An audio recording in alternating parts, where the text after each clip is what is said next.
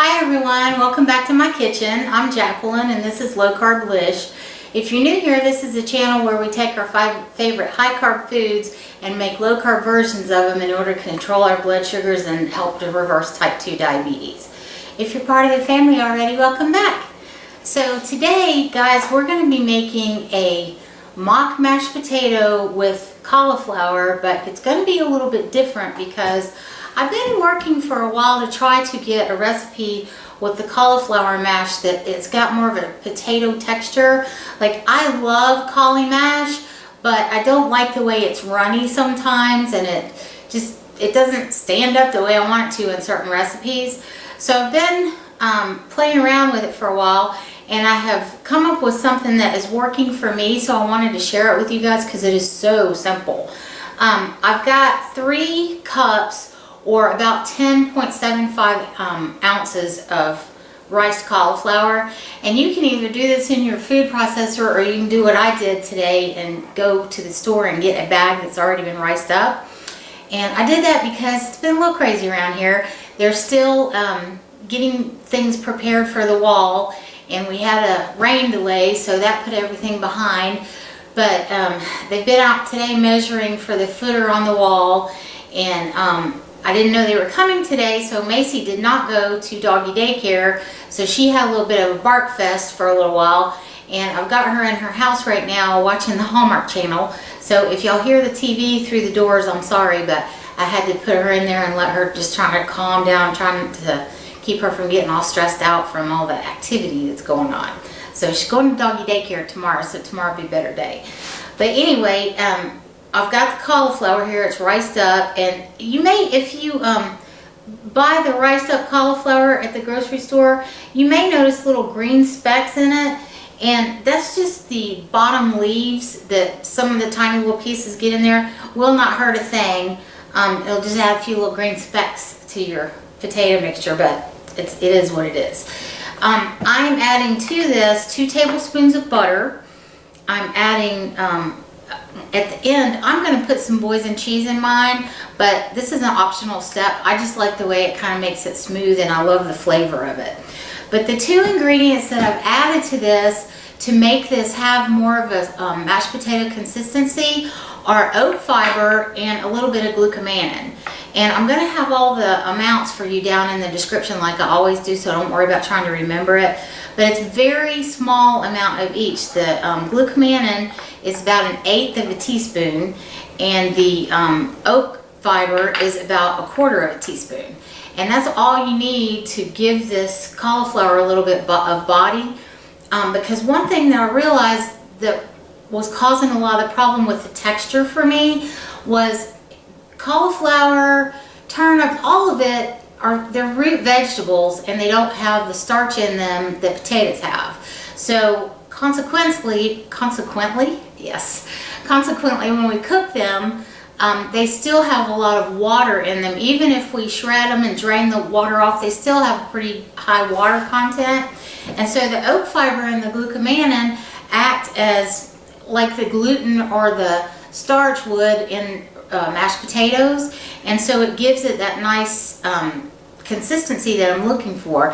And the reason that I was so concentrated on doing this is because I really want to come up with a low carb shepherd's pie, and you need the stuff on the top not to like fall apart.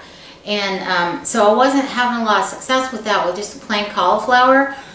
So I'm hoping that the next video, or maybe 2 videos down, will be me making a shepherd's pie with this on top. I haven't done the experiment with it yet, so we may do an experiment video to see how it turns out. I think it's going to turn out pretty good, but as with always with cooking and recipe testing, you never know till you do it. But I have tested this. I know that this works, and I'm going to show you guys how to do it. Like I said, it is so fast and so easy. I think those of you that like cauli mash but miss like the consistency of mashed potatoes, that you're really going to like this recipe. So I'm going to get set up over here by the stove, and then we'll get going. Okay guys, so like I said, this is going to be super simple. I've got my heat on medium, and I'm just going to melt this butter in here. And I tried this a couple of ways, but I found that cooking the butter with the cauliflower instead of cooking part of the butter with cauliflower and then adding the butter after it's cooked did not work as well for some reason. Don't know why, but that's just been my experience. So one thing I did forget to say when I was showing you the ingredients, I am going to put salt and pepper and some garlic powder in mine, but seasoning, as with everything that I make, all optional. If you don't like any of it, leave it out. If you're trying to cut back on salt, you don't have to use that. Whatever you want to do to make it taste the way you like yours to taste, that's what you should do. You do you, boo-boo. Alright, so all I've done is melt the butter in the pan here, and I'm going to pour the 3 cups of cauli rice in here, and we're just going to let it cook. And I have found it's taking on my stove about 5 minutes, and so I'm going to stir it up and get all of it coated with a little bit of the butter, and then I'm going to salt, pepper, and garlic powder it. And when it cooks down a little bit, that's when we're going to add the oak fiber. Oak? Why do I keep saying oak? Oaked, not oak. So I don't know what's wrong with me today, guys. I think I'm just tired. But after we get the seasoning in it and we cook it down for about 5 minutes, that's when I'm going to add the oat fiber and the glucomannan to it. And please, when you're making this recipe, try not to overdo on the oat fiber and the glucomannan, because while I was experimenting with this, I had a couple of batches that I put too much glucomannan in and it came out kind of slimy tasting, and then I had one batch where I put too much oat fiber in and it actually came out tasting, it wasn't gritty, but it was too dry, and I don't know how to explain that other than to say it kind of had a overly dry sort of gritty texture to it. And I think the reason that this recipe works so well is because it takes care of the extra moisture in the cauliflower without breaking it down into something else.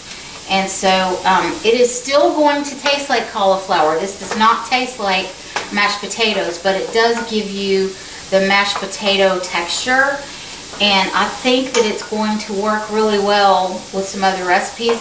I'm also going to do some testing on this recipe with the latkes, the fried potato cakes, and see how those turn out. I'm probably going to try it on the stove and also try in the air fryer, and I'll keep you guys posted on that. And of course, when I get it to where I like it, we'll have a full-on video of it. So I've got this in here. I've got the heat on medium. I'm going to turn the heat down just a little bit, not too much, but just a little bit. And I'm going to put a lid on this, and I'll come back in about 5 minutes, and it'll be ready to put into the food processor and get everything zhuzhed up after we add the oat fiber and the glucomannan. So I'll be back in just a few minutes. Okay, y'all, so it's been almost 4 minutes, and I'm going to take the lid here and just stir this up a little bit. And you're looking for your cauliflower to get kind of translucent, and it may do what mine is doing here, which I don't know if you'll be able to see or not, but I'm going to hold it up to try to let you see. You may get a little bit of browning in your cauliflower, and that's perfectly fine. It's not going to hurt a thing. So I've got the salt, pepper, and garlic powder in here, and now I'm going to go in and add the oat fiber and just, sprinkle it around on top. And then we're going to go in with the glucomannan powder and sprinkle it around on top. And we're just going to cook it on here for the last minute that we're cooking the cauliflower here.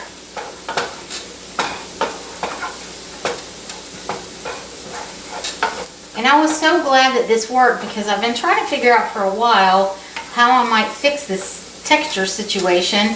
And I got to thinking about when I made the Amazing Grace pizza recipe and the crust on that, because it's just like regular pizza parlor pizza. And if you're a pizza person and you haven't tried that recipe yet, it's called Amazing Grace Pizza, and it's in my list of videos. and you may love it if you've never tried it before. I serve it to my friends all the time that are not eating low carb, and they love it, and they said it tastes just like regular pizza crust, so you might want to give that a try. Okay, so this, and see how it's starting to stick to my spoon? That's because of the oat fiber and the glucosamine. It's sticking to the front and the back, and that's what I'm looking for. So I'm going to take this off the heat, and I'm going to get set up over here because I'm going to put it in the food processor, and I'll be back in just a minute, and before you know it, we're going to be eating cauli mash that has the texture of mashed potatoes. So I'll be back. Okay, y'all, so I'm going to get the cauliflower off the stove. We're going to put it into the food processor here. I'm going to add, I've got about 1.5 tablespoons of Boursin cheese. This step, like I said, is completely optional. You could also use cream cheese. I even did it one night with cottage cheese, and it turned out really nice. The cream cheese just makes it a little bit creamier, but without losing the texture. So let me get the cauliflower and we'll put it in here. And I apologize in advance for the noise that my food processor is going to make. I still have not figured out on the software how to do the sound things and make sound go away for a minute. So I'm working on that. And y'all, I just want to tell you from the bottom of my heart, I really do appreciate how patient y'all are with me while I'm learning all of this stuff. I really and truly believe that our group that we have here is the best group on the internet, and I believe that. So, and it's because y'all are so loving and caring, and you just have blown me out of the water the way you are so sweet and caring and send me cards and sweet emails and everything. So thank y'all. So I've got this in here. I'm just going to put this Boursin cheese in. I did let this Boursin cheese sit out while I was getting everything ready and cutting it up, because it just is easier at room temperature. It goes into everything better. And you may have to scrape your sides down on your food processor, because I have had to do that. So I'm pulsing it for a couple of times just to get that cheese mixed up there. And now we're going in for the big gun.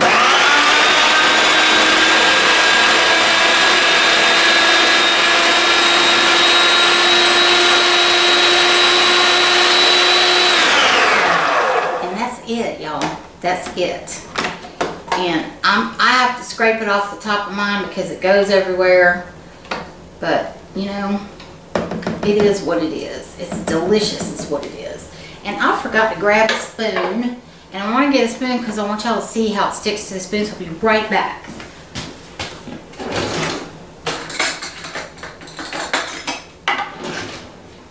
Alright, so here it is, coming out of this, and look at this, y'all. And when I turn the spoon over, it sticks to the spoon just like regular mashed potatoes would do. So, and it'll do this a little bit more if you don't add the cheese, but I just like the way the cheese tastes. So I'm going to give this a taste, and I'll let y'all know. It's so good, y'all. It is really, really good. So I am going to get my hamburger patty that I'm having with my dinner done, and I'm going to sit and have some of this. This makes 2 servings, by the way. So I'm going to have some of this, and you can totally do more, but for me, a half a head of cauliflower makes enough for, you know, 2 servings, so I usually only cook a half. But if you're doing for a bigger family, you can totally double this recipe, and I think you're really going to like it. So I appreciate y'all coming to hang out with me today. I've missed y'all, and I'm so sorry that it's taken me longer to make videos, but I'm having to work around people's construction schedules and Macy's daycare schedule and other stuff going on in life. So I'm doing the best I can, and I appreciate y'all just hanging in there with me until this project gets done. And I don't know if I told y'all, and I don't think I did, but I'm videotaping every stage of the wall demolition and then building it back up. So when it's finished and everything's done, I'll have a video for you guys to look at that. And I also have got a couple of pictures of the demolition that's been going on, and I'll tag them on to the last part of this video just for anybody that's interested. So that's it for tonight, y'all. Thank you again. I love you so much, and I appreciate you more than you will ever know. Y'all have a good night. Bye.